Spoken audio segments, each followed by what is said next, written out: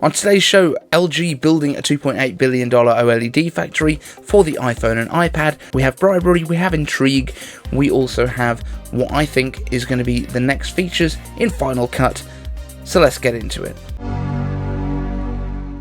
I'm iCave Dave and I simplify Apple so that everything just works for you, and if you want the latest Apple news, leaks and rumours every weekday at 12 UTC, like this video, subscribe to the channel and ring my bell. So yes, LG are building a $2.8 billion OLED factory for the iPhone and iPad. The investment will increase the size of the South Korean company's plant in order to double their small and medium OLED panel output by 2024 to around 40 million displays.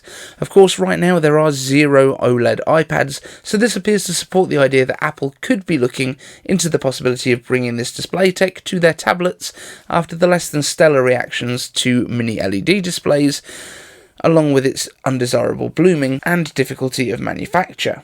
Now, I've personally not actually seen this blooming in person, but it is possible that Apple isn't fully satisfied with the state of that technology right now. So what do you think? After we've just introduced mini-LED, are we likely to get OLED in like a year or so? Let me know down in the comments. And would you prefer OLED, or are you happy with mini-LED? Okay, on to Final Cut features that I absolutely need. These are predictions, these are also things that are kind of little pain points for me, and I also admit that I'm not the authority on Final Cut Pro, so these might be some things that are possible in Final Cut already, but you might need a plugin for it, or maybe I just haven't found it. So if that's the case, let me know down in the comments. Number 1, subtitle tracks in the main timeline generated by speech recognition but with inline editing to make sure it's all nice and accurate. So this makes massive amounts of sense to me because Apple is all about accessibility and making sure that everyone can access as much as possible, and subtitles are a great way to do that. So it seems strange that it's not there already, and if it is, I have missed it. So please just make it a bigger button. Number 2, chapter exports to YouTube. So if I was able to just go through my video while I'm making it and just put markers in there for chapter start points and give them a little label in the timeline, that would be really, really helpful if that was then to export out to YouTube. So it kind of created that list of chapters and they're all kind of timed properly. That would be very, very helpful. Live streaming support. Whether you're actually recording for later or streaming now, basically a real-time studio mode. Connecting iPhones and iPads either wired or wireless as cameras so that you don't have to use the potato one that's in the laptop itself. This next one's a big one, I think. Portrait mode video support for post-production adjustments. So we are almost certainly going to be getting portrait mode video in the iPhone 13, which means that you can have that artificial bokeh put into the background using LiDAR, distance maps, depth maps, and being able to adjust your lens, if you like, in post-production, which is just something that's not possible with regular cameras. Now, assuming that this is high quality enough, Apple may well be able to implement post-production changes in Final Cut, so you can send your whole portrait mode video to Final Cut and then adjust in post right there, so you could have focus pulls in the background so that the depth of field actually changes throughout. There's a lot of stuff that you could do if that's possible. And spatial audio support natively in the app. Right now it's only Apple's AirPods Pro and AirPods Max, I believe, that you can use for spatial audio for video, where you can move your head around and the accelerometers keep an eye on where everything is in terms of physical soundstage around you. However, speaking of spatial audio, Netflix has just begun rolling out support for this technology through the iPhone and iPad apps.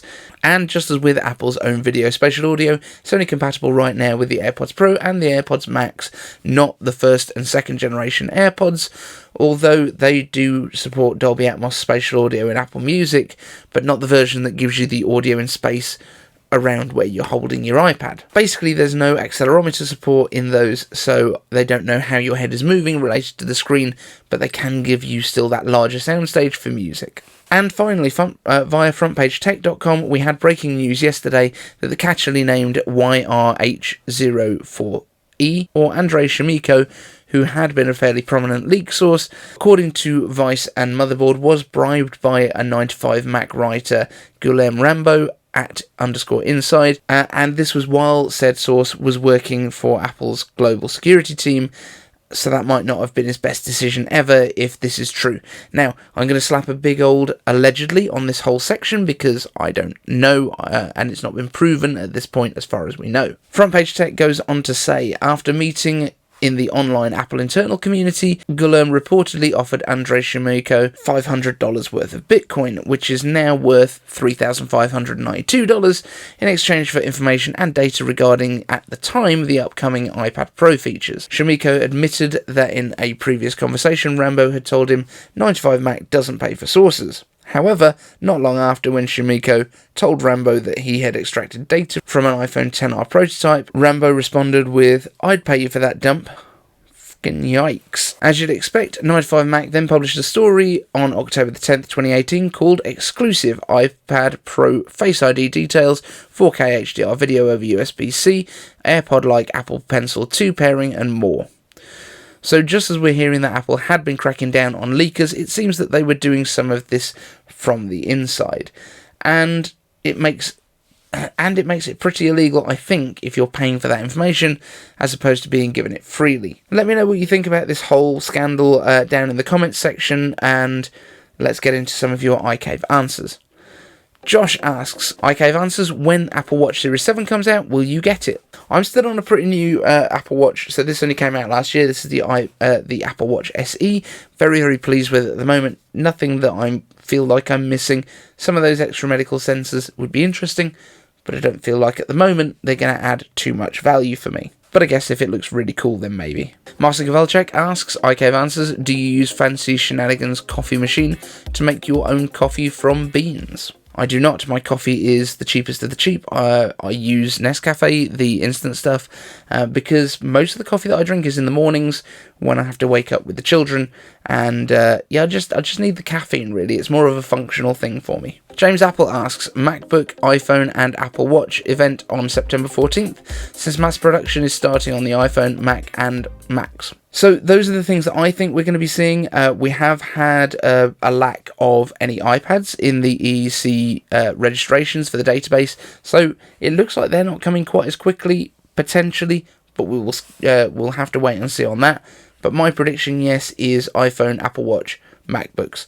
I think Apple wants to get these MacBooks in front of as many people as possible, and the best way to do that is chuck it in an iPhone event. Alex T asks, iCave answers, will iPhone 13 get Touch ID on a power button?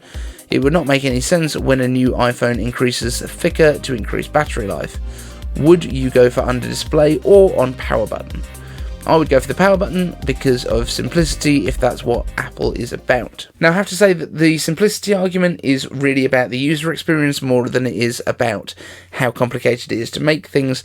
I think under the display is actually going to be a much more practical way to use it because you only have to touch the display, whereas with this you have to kind of wrap your hand around and get a thumb or a finger up to that side button, which is not super low down, and iPhones are getting pretty big these days. So I would say I'd prefer it under display, but at the moment it doesn't look like we're going to get fingerprint Touch ID on any of the iPhones. Greg West asks, what are your thoughts on Windows 365? Microsoft seems to be doing what Chrome has mastered, putting the OS in the cloud, therefore reducing the hardware requirements of the personal computer. If successful, will there be a macOS in the cloud someday?